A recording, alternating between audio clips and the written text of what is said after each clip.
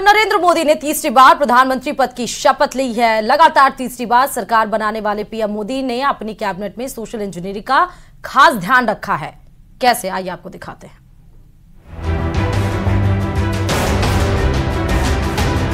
मैं नरेंद्र दामोदर दास मोदी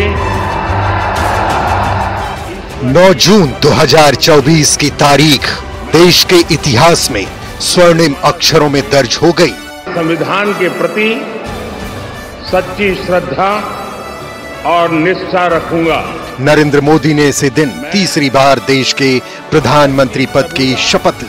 1962 के बाद लगातार तीसरी बार देश का प्रधानमंत्री बनकर नरेंद्र मोदी ने इतिहास रच दिया। लगातार तीसरी बार केंद्र में प्रधानमंत्री पद की शपथ लेकर इतिहास रचने वाले पीएम नरेंद्र मोदी ने अपनी कैबिनेट में सोशल इंजीनियरिंग पर भी खास ध्यान दिया है। पीएम मोदी की कैबिनेट में सभी वर्गों को जगह दी गई है। देश में सबसे ज्यादा ओबीसी के नाम राजनीति होती है। इस कैबिनेट में ओबीसी वर्ग के सबसे अधिक मंत्री बने हैं। ओबीसी वर्ग के कुल 27 सांसद मंत्री बने हैं, जो कुल मंत्रियों की संख्या का करीब 37% है। मोदी की नई टीम में 10 मंत्री एससी यानी अनुसूचित वर्ग के हैं, जबकि 5 एसटी यानी अनुसूचित जनजाति वर्ग से मंत्री हैं। मोदी कैबिनेट में सवर्ण वर्ग के 21 मंत्री बनाए गए हैं। इनमें 8 ब्राह्मण और 3 राजपूत के साथ 2 भूमिहार नेताओं को मंत्री बनाया गया है। हालांकि इन अल्पसंख्यक वर्ग के मंत्रियों में एक भी मुस्लिम मंत्री नहीं है। मोदी की तीसरी सरकार में महिलाओं को भी प्रतिनिधित्व मिला है। इस बार 7 महिला सांसद मंत्री बनी हैं। इसी के साथ नई कैबिनेट में महिलाओं को करीब 10% हिस्सेदारी दी गई है। यानी टीम मोदी के फॉर्मूले में सोशल इंजीनियरिंग का खासा ध्यान रखा गया है।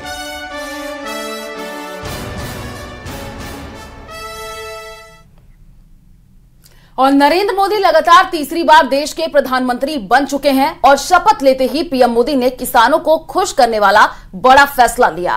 प्रधानमंत्री आवास योजना के तहत 3 करोड़ घरों के निर्माण का फैसला भी लिया गया है। कैसा रहा पीएम मोदी का फर्स्ट डे, फर्स्ट शो, आइए आपको इस रिपोर्ट में दिखाते हैं।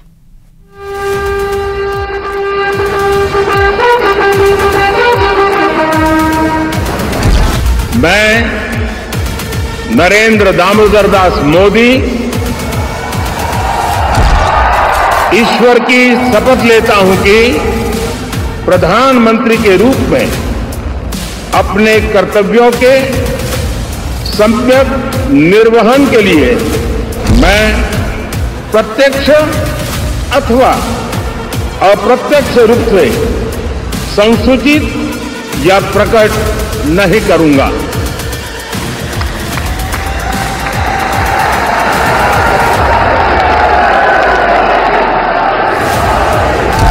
नरेंद्र मोदी प्रधानमंत्री पद की शपथ लेने के बाद एक्शन में आ चुके हैं। मोदी ने प्रधानमंत्री कार्यालय पहुंचकर अपना कार्यभार संभाला और अपना पहला आदेश जारी कर दिया। उन्होंने जिस पहली फाइल पर साइन किया वो किसानों को खुश करने वाली है। पीएम मोदी ने सबसे पहले किसानों से जुड़ी पहली फाइल साइन की। पीएम ने 9.30 करोड़ किसानों को 17वीं किश्त जारी की। लगभग 20,000 करोड़ रुपए किसानों को आवंटित किए गए। किसान सम्मान निधि की फाइल पर सबसे पहले हस्ताक्षर कर प्रधानमंत्री ने संदेश देने की कोशिश की है कि उनकी सरकार सबसे पहले किसानों की चिंता करती है, क्योंकि 2019 में भी सबसे पहले मोदी पीएम सम्मान निधि की फाइल पर हस्ताक्षर कर चुके हैं। उनकी एक निर्णायक सरकार में शामिल करने का उन्होंने निर्णय किया। मैं उनके लिए उनका आभार प्रकट करता हूं। महाप्रभु के पास, मां के पास अपना हृदय की कृतज्ञता ज्ञापन करता हूं। और देश की जिम्मेवारी फिर माननीय प्रधानमंत्री के हाथ में आई है। मोदी सरकार ने पहली कैबिनेट बैठक में, जिसमें प्रधानमंत्री आवास योजना के तहत 3 करोड़ घरों के निर्माण का फैसला भी लिया। इसके साथ ही प्रधानमंत्री मोदी ने अपनी एक और गारंटी पूरी करने की दिशा में कदम बढ़ा दिया है। पीएम आवास योजना के तहत गरीबों को घर देने का वादा बीजेपी ने अपने संकल्प पत्र में किया था और पहली कैबिनेट बैठक में ही पीएम मोदी ने ये वादा पूरा करने का फैसला लिया है। इससे पहले मोदी सरकार पिछले 10 सालों में पीएम आवास योजना के तहत गरीब परिवारों के लिए 4 करोड़ 21 लाख घरों का निर्माण करा चुकी है और अब ग्रामीण और शहरी इलाकों में कुल मिलाकर 3 करोड़ और घर बनाए जाएंगे। इसके साथ ही आज की कैबिनेट मीटिंग में मोदी सरकार के पहले 100 दिन के रोड मैप पर चर्चा भी की गई। 2014 में नरेंद्र मोदी की सरकार जब बनी थी तब, 2019 में नरेंद्र मोदी की दूसरी सरकार बनी तब और अब तीसरी बार नरेंद्र मोदी की सरकार बनी है तब मोदी मंत्रिमंडल का आकार बदलता रहा, मंत्रियों की संख्या बदलती रही, मंत्रियों का पोर्टफोलियो बदलता रहा, हर वर्ग हर क्षेत्र का ध्यान रखा गया। मोदी मंत्रिमंडल में मंत्री बनने वाले किस जाति से कितने नेता हैं, इसकी लिस्ट पर नजर डालें तो आपको करीब हर प्रमुख जाति का प्रतिनिधित्व नजर आता है। ओबीसी से 27 मंत्री, अनुसूचित जाति से 10, अनुसूचित जनजाति से 5 और अल्पसंख्यक समुदाय से 5 मंत्री बनाए गए हैं। पीएम मोदी ने मंत्रियों से साफ कर दिया है कि 100 दिन के रोड मैप को लागू करना और पेंडिंग योजनाओं को भी पूरा करना है। उन्होंने कह दिया है कि जिसके पास जो विभाग होगा उसके कामों को जल्द से जल्द पूरा करना है और अपने टारगेट की चिंता करनी है। यानी पीएम मोदी तीसरी बार शपथ लेने के बाद 100 दिन के एजेंडे पर आगे बढ़ चुके हैं, जिसमें सबसे पहले उन्होंने किसानों के फाइल पर हस्ताक्षर किए हैं। Bureau report, news 18।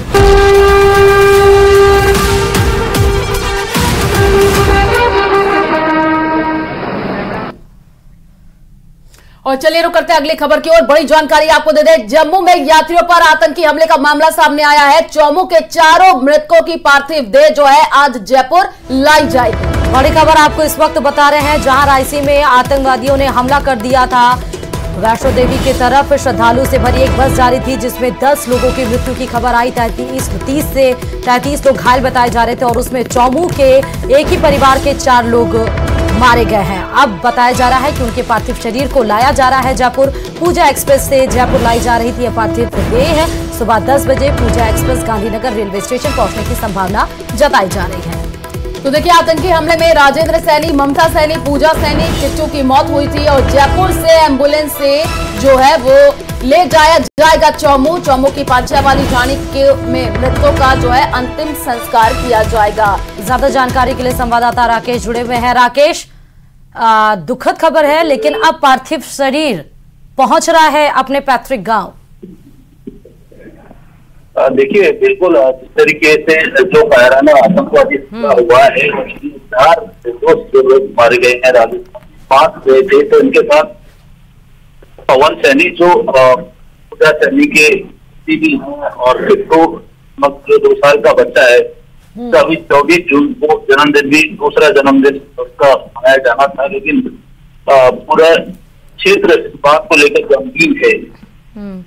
निर्दोष तरीके से जिससे निर्दोष लोगों की जो हत्या हुई है, इसको लेकर के लोगों ने आतंकवाद के प्रति आक्रोश भी है। और अब क्योंकि वहां पर आज नाम आंखों से इन सभी को विदाई दी जाएगी, तो पूरा जो इलाका है, क्षेत्र है, वो गमगीन है। सुबह पूजा एक्सप्रेस से आज पार्थिव की जयपुर पहुंच रही है और गांधीनगर रेलवे स्टेशन से एम्बुलेंस मंगवाई गई है, जिनके जरिए पार्थिव को जम्मू की पांचावाली ढाणी ले जाया जाएगा और पांचावाली ढाणी का जो मोक्ष धाम है वहां पर अंतिम संस्कार किया जाएगा।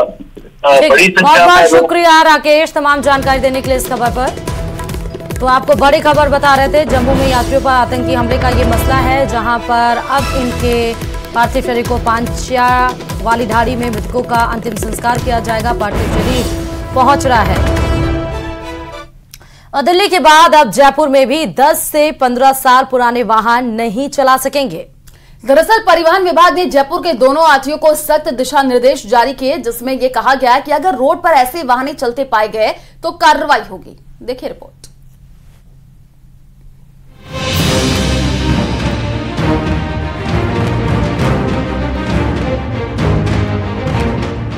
जयपुर में परिवहन विभाग का एक्शन।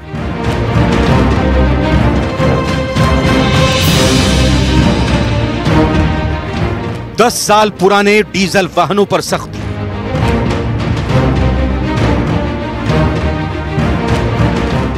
15 साल पुराने पेट्रोल वाहनों पर रोक।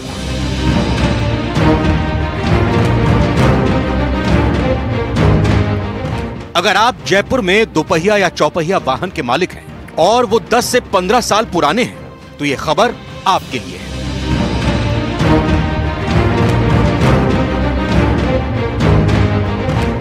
अगर आप ऐसे वाहनों के मालिक हैं तो इन्हें आप जयपुर या एनसीआर क्षेत्र में नहीं चला सकेंगे। परिवहन विभाग ने जयपुर के दोनों आरटीओ को ऐसे वाहनों के चलाने पर सख्त कार्रवाई के दिशा निर्देश जारी किए हैं। 15 वर्ष पुराने इसके पेट्रोल के व्हीकल हैं, कॉमर्शियल व्हीकल हैं, और 10 साल पुराने डीजल के कॉमर्शियल व्हीकल हैं, उनको भी चालान किया जा रहा है, उनको मना किया जा रहा है कि आप इसको नहीं चलाएं। वाहनों पर कार्रवाई की शुरुआत सबसे पहले देश की राजधानी दिल्ली में की गई थी। उसके बाद अब राजधानी जयपुर में इस नियम के आधार पर कार्रवाई शुरू की गई है। आरटीओ ने बताया है कि ऐसे वाहनों के चालान काटे जा रहे हैं और उसके बाद भी सड़क पर पाए जाने के बाद वाहनों को सील किया जा रहा है। वाहनों की समय सीमा खत्म होने के बाद उनकी आरसी को रिन्यू नहीं किया जा रहा है। और जो रिप्लेस नहीं करते हैं और ऐसा आता है कि चालान होने के बाद भी करे तो उनको सीज भी किया जा रहा है। राजेश जी, 15 साल अगर किसी पेट्रोल की गाड़ी को पूरे हो जाते हैं तो क्या उसकी आरसी आगे के लिए बढ़ाई जा सकती है? नहीं, बिल्कुल नहीं बढ़ाई जा सकती।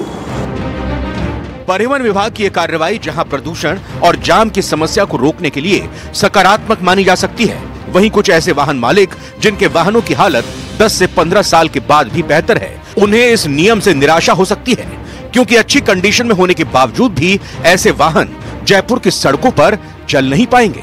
हालांकि प्रदेश के दूसरे हिस्सों में ऐसे वाहन अब भी दौड़ सकेंगे और फिलहाल कार्रवाई से दूर है।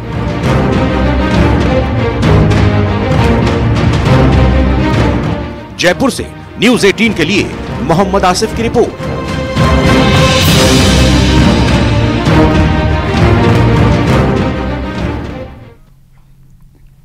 और नीट रिजल्ट को लेकर मचा घमासान कम होने का नाम नहीं ले रहा है। सोशल मीडिया से लेकर सड़कों तक अब विरोध जारी है। एनएसयूआई के बाद अब एबीवीपी की सड़कों पर भी ये प्रदर्शन चल रहा है। प्रदेश में शहर शहर प्रदर्शन देखने को मिल रहे हैं। इसी पर देखिए ये रिपोर्ट। जवाब दो, जवाब दो, जवाब। छात्र शक्ति, राष्ट्र शक्ति, छात्र शक्ति, राष्ट्र शक्ति।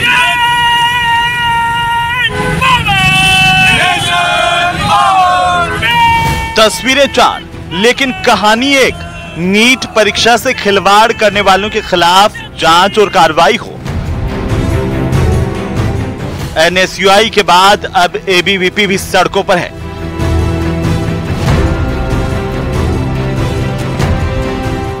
छात्र परीक्षा से खिलवाड़ करने वालों के खिलाफ जांच और कार्रवाई की मांग कर रहे हैं।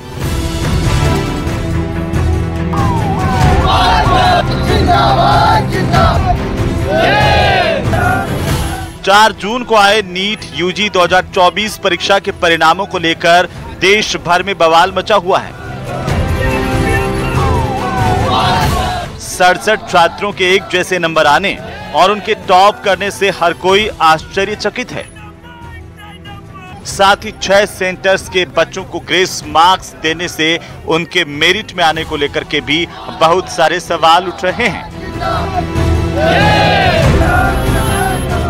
छात्र संगठन विरोध प्रदर्शन कर रहे हैं। तस्वीरें अजमेर की हैं, जहां एबीवीपी ने कलेक्ट्रेट पर विरोध प्रदर्शन किया और मानव श्रृंखला बनाकर राष्ट्रपति के नाम ज्ञापन सौंपा। भारत सरकार से मांग कर रही है कि इसकी सीबीआई जांच हो, जिससे कि इसकी जो पृष्ठभूमि है वो सामने आ सके और इसके अंदर जो आरोपी हैं उनको कड़ी से कड़ी सजा मिल सके। इसीलिए आज विद्यार्थी परिषद सड़कों पर है। नीट नतीजों में हुई धांधली के खिलाफ छात्रों का विरोध प्रदर्शन जारी है। सोमवार को एबीवीपी कार्यकर्ताओं और पदाधिकारियों ने नारेबाजी कर प्रदर्शन किया। कोटा में शहीद स्मारक पर कार्यकर्ताओं ने नारेबाजी की और सीबीआई जांच की मांग की है।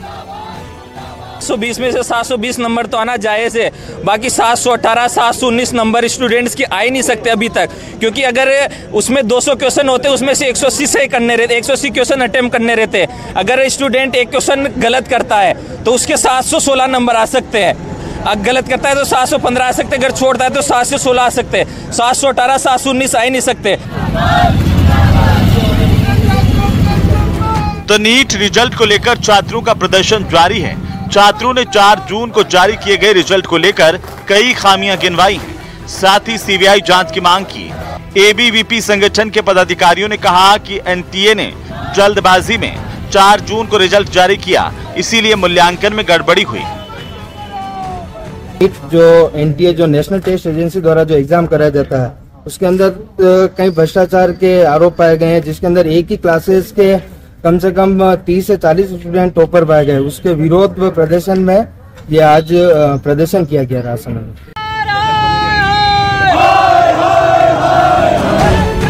नीट परीक्षा में हुई धांधली और भ्रष्टाचार के खिलाफ छात्रों का आंदोलन तेज होता जा रहा है। सीकर में स्टूडेंट फेडरेशन ऑफ इंडिया ने रैली निकाली और जिला कलेक्टर को ज्ञापन दिया। और अब फटाफट रुक कर लेते हैं चुनावी टॉप 10 खबरों की तरफ। मोदी सरकार में मंत्रियों के विभागों का हुआ बंटवारा। अमित शाह गृह और राजनाथ सिंह रक्षा मंत्री बने रहेंगे। नितिन गडकरी एक बार फिर संभालेंगे सड़क परिवहन मंत्रालय। एस जयशंकर को विदेश मंत्री की कमान। मोदी कैबिनेट में नए चेहरों को मिली अहम जिम्मेदारी। शिवराज सिंह चौहान संभालेंगे कृषि और ग्रामीण विकास मंत्रालय की जिम्मेदारी, तो वहीं मनोहर लाल को ऊर्जा और शहरी विकास मंत्रालय की कमान। रायबरेली में कांग्रेस की आभार सभा। आज राहुल और प्रियंका कार्यकर्ताओं से करेंगे संवाद। दोपहर 3:30 बजे पहुंचने का कार्यक्रम। तीसरी बार प्रधानमंत्री बनते ही पहले विदेश दौरे पर इटली जाएंगे प्रधानमंत्री नरेंद्र मोदी। 13 जून को G7 समिट में लेंगे हिस्सा। यूक्रेन के राष्ट्रपति जेलेंस्की से भी करेंगे मुलाकात। मणिपुर पर आरएसएस प्रमुख मोहन भागवत का बड़ा बयान। कहा 1 साल से शांति की राह देख रहा है मणिपुर, प्राथमिकता से विचार करे सरकार। उड़ीसा में आज बीजेपी विधायक दल की बैठक। मुख्यमंत्री नामों पर होगी चर्चा। पर्यवेक्षक राजनाथ सिंह और भूपेंद्र यादव कर सकते हैं ऐलान। नीट 2024 के नतीजों पर सुप्रीम कोर्ट में सुनवाई। आज नीट रिजल्ट रद्द कर नए सिरे से परीक्षा कराने की मांग। छत्तीसगढ़ से बलौदाबाजार में कलेक्टर ऑफिस में हिंसा और आगजनी। सतनामी समाज के लोगों पर आरोप। सीएम विष्णुदेव ने उपद्रवियों पर कड़े एक्शन के दिए आदेश। सिक्किम के नामची में बारिश और भूस्खलन से भारी तबाही। 3 की मौत, कई लापता, कई मकानों को भी नुकसान पहुंचा। राहत बचाव का काम जारी। तेल अवीव में सरकार के खिलाफ सड़क पर उतरे हजारों प्रदर्शनकारी। पुलिस ने प्रदर्शनकारियों की भीड़ को तितर-बितर करने के लिए पानी की बौछार की। चलिए तमाम खबरों के साथ सुप्रभात राजस्थान में फिलहाल अभी के लिए इतना ही, और आगे आपको दिखाएंगे सुपर